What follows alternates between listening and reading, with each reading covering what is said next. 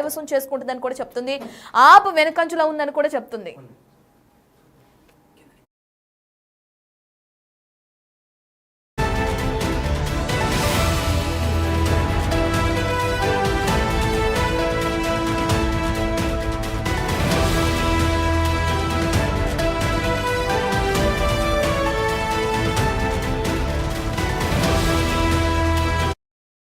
Right, ఇక exit polls ని మనం చూస్తున్నాం. ఎక్స్క్లూజివ్ గా డిజిటల్ ఎక్స్క్లూజివ్ లో మనం చూస్తున్నాం. బిగ్ టీవీ తరపు నుంచి ఢిల్లీకి సంబంధించి టైమ్స్ నౌ 22 నుంచి 31 వరకు ఆప్ అని చెప్తుంది. ఇక 39 నుంచి 45 వరకు బీజేపీకి మద్దతుగా చెప్తుంది. కేవలం కాంగ్రెస్ 2 సీట్లకే సింగిల్ డిజిట్ కే పరిమితం అవుతుందని చెప్తుంది. ఇక పోల్ డైరీకి వెళ్దాం. 18 నుంచి 25 వరకు ఆప్ సొంతం చేసుకుంది. 42 నుంచి 50 వరకు కూడా బీజేపీ అని చెప్తుంది. 42 నుంచి 50 అంటే భారీగా ఈసారి బీజేపీ విజయం సాధిస్తుంది. గట్టిగా కొట్టింది విజయాన్ని, విజయ కేతనం ఎగరవేసే అవకాశం ఉందని చెప్పి కూడా ఇప్పటికే పోల్ డైరీ చెప్తుంది. ఇక కాంగ్రెస్ విషయానికి వస్తే కేవలం 2 అంటే సింగిల్ డిజిట్ కే నమోదైంది కాంగ్రెస్ అని చెప్తుంది. ఇక కేకే సర్వే సంస్థకి వెళ్దాం. 39 ఆప్ కి 32 మాత్రమే అని చెప్తుంది. 39 ఆప్కి అని చెప్తుంది కేకే సర్వే సంస్థ, 22 మాత్రమే బీజేపీకి అని చెప్తుంది.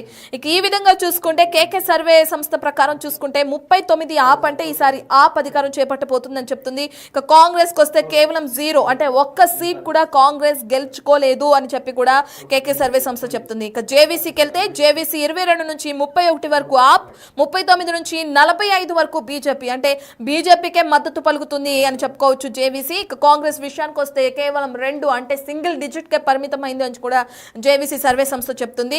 సత్తా బజార్కి వెళ్తే 37 నుంచి 39 ఆప్, అలాగే బీజేపీ వచ్చి 32 నుంచి 34. ఇక కాంగ్రెస్ సింగిల్ డిజిట్ 1కే పరిమితమైందని చెప్పి కూడా సత్తా బజార్ సర్వే సంస్థ చెప్తుంది. ఇక పీ మార్క్ కి వెళ్తే 21 నుంచి 31 వరకు ఆప్, 39 నుంచి 49 వరకు బీజేపీ, కాంగ్రెస్ సింగిల్ డిజిట్ కే పరిమితం అని చెప్తుంది.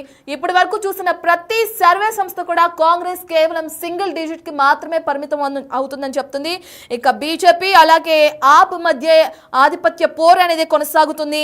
ఈ పీపుల్ పల్స్ కి సంబంధించి మనం చూస్తున్నాం. ఇప్పుడు పీపుల్ పల్స్ కి వచ్చి 10 నుంచి 19 వరకు మాత్రమే ఆమ్ ఆద్మీ పార్టీ సొంతం చేసుకుంటుందని చెప్తుంది. ఇక బీజేపీ విషయానికి వస్తే 51 నుంచి 60. ఇప్పటి వరకు మనం చూసిన ప్రతి సర్వే సంస్థలో పీపుల్ పల్స్ ఎక్కువగా చెప్పిందని చెప్పుకోవచ్చు. బీజేపీకి 51 నుంచి 60 సీట్లు కూడా కైవసం చేసుకుంటుంది బీజేపీ అని చెప్పి పీపుల్ పల్స్ చెప్తుంది. ఇక ఈ విధంగా చూసుకుంటే ఈసారి ఢిల్లీ పీఠాన్ని కైవసం చేసుకొని ఉంది బీజేపీ అని కూడా అర్థమవుతుంది. కాంగ్రెస్ విషయానికి వస్తే ఇక పీపుల్ పల్స్ 0 ఇచ్చింది, అంటే ఒక్క సీట్ కూడా కాంగ్రెస్ గెలవదని కూడా చెప్తుంది. ఇక బీకాన్కి వస్తే 37 నుంచి 40 ఆప్, 30 నుంచి 33 వరకు బీజేపీ, 2 కాంగ్రెస్ గెలుచుకునే అవకాశం ఉందని చెప్తుంది. ఆపరేషన్ చాణక్యకి వెళ్తే మనం 22 నుంచి 25 వరకు ఆప్ గెలుచుకునే అవకాశం ఉంది.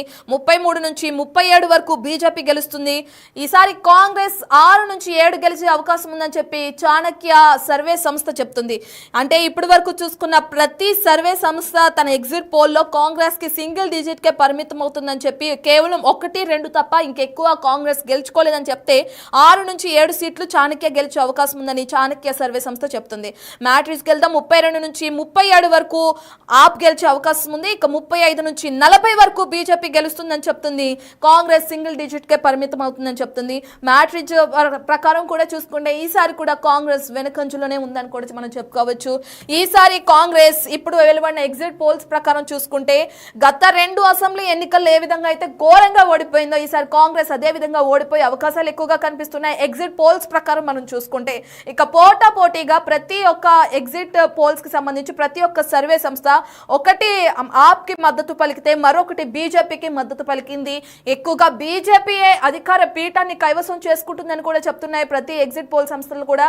మరి